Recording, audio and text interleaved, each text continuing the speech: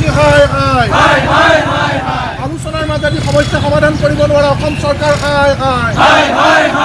গোষ্ঠী সংঘৰ্ষ লগাবলৈ দিয়া নহ'ব, গোষ্ঠী সংঘাত লগাবলৈ দিয়া নহ'ব, কাৰ্বিসকলৰ ওপৰত আক্ৰমণ সহ্য কৰা নহ'ব, জনগোষ্ঠীয় লোকক তুচ্ছ তাচ্ছিল্য অসমৰ মাটিত সহ্য কৰা নহ'ব, বাহিৰৰ মানুহৰ জনগোষ্ঠীয় লোকৰ ওপৰত আক্ৰমণ সহ্য কৰা নহ'ব, বহিৰাগতৰ দাদাগিৰি নচলিব, অসমত বহিৰাগতৰ দাদাগিৰি নচলিব, কাৰ্বি ভাইসকলৰ ওপৰত দাদাগিৰি নচলিব, আমি অসমীয়া এক হৈ থাকিব লাগিবই, নচলিব,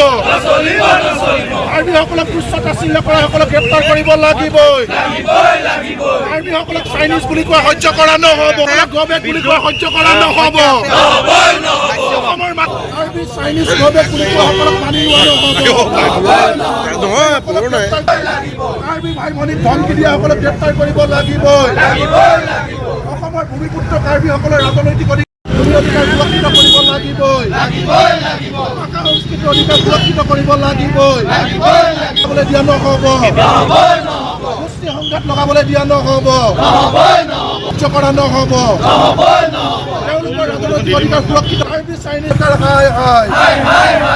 অসমত বহিৰাগতৰ দাবী সকলো মিলি থাকিব লাগিবই, কাৰ্বিসকলৰ ওপৰত আক্ৰমণ সহ্য কৰা নহ'ব, জিন্দাবাদ, কাৰ্বি চাইনিজ বুলি কোৱা সকলক গ্ৰেপ্তাৰ কৰিব লাগিবই। প্ৰথম কথা, কাৰ্বিসকল আটাইতকৈ অসমৰ পুৰণি জনগোষ্ঠী, যি কাৰ্বিসকলক বিষ্ণু ৰাভাদেৱে অসমৰ কলমবাজ বুলি কৈছিলে, সেই কাৰ্বি লোকসকলৰ ওপৰত যি ধৰণেৰে পৰিকল্পিতভাৱে তেখেতলোকক তুচ্ছ তাচ্ছিল্য কৰি তেখেতলোকক সংবিধানে প্ৰদান কৰা ভূমিৰ অধিকাৰ, ৰাজনৈতিক অধিকাৰ, ভাষা সংস্কৃতিৰ অধিকাৰ খৰ্ব কৰা বুলি তেওঁলোকে উপলব্ধি কৰিছে আৰু তেওঁলোকে সাংবিধানিক অধিকাৰ বিচাৰি ৰাজপথত গণতান্ত্ৰিক আন্দোলন কৰিছে। সেই আন্দোলনৰ ওপৰত পৰিকল্পিতভাৱে যি আক্ৰমণ চলিছে সেয়া কেতিয়াও সহ্য কৰা নহ'ব। আপোনালোক সকলোৱে জানে যে কাৰ্বিসকল অসমীয়াৰ ভাই, আমি আজিৰ দিনটোত অসমীয়া জাতি গঠন প্ৰক্ৰিয়াৰ বৰঘৰ স্বৰূপ শিৱসাগৰৰ ভূমিত থিয় হৈ সেই কাৰ্বি ভাই ভনীসকলক আশ্বস্ত কৰিব বিচাৰিছোঁ যে আপোনালোক অকলশৰীয়া নহয়, আপোনালোক অসমীয়া জাতিৰ অবিচ্ছেদ্য অংগ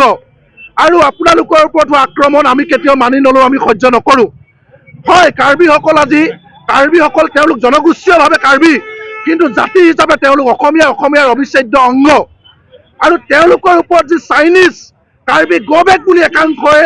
তেওঁলোকক এনেকৈ তুচ্ছ তাচ্ছিল্য কৰা, শ্লোগান দিয়াৰ ধৃষ্টতা দেখুৱাইছে, তেওঁলোকক অনতিবিলম্বে গ্ৰেপ্তাৰ কৰিব লাগিব।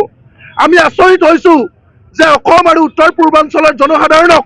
একাংশ উত্তৰ ভাৰতীয় চাইনিজ বুলি উপলুঙা কৰে, আমি দেখি আহিছিলোঁ, কিন্তু অসমৰ মাটিত থিয় হৈ এনেকৈ অসমৰ ভূমিপুত্ৰক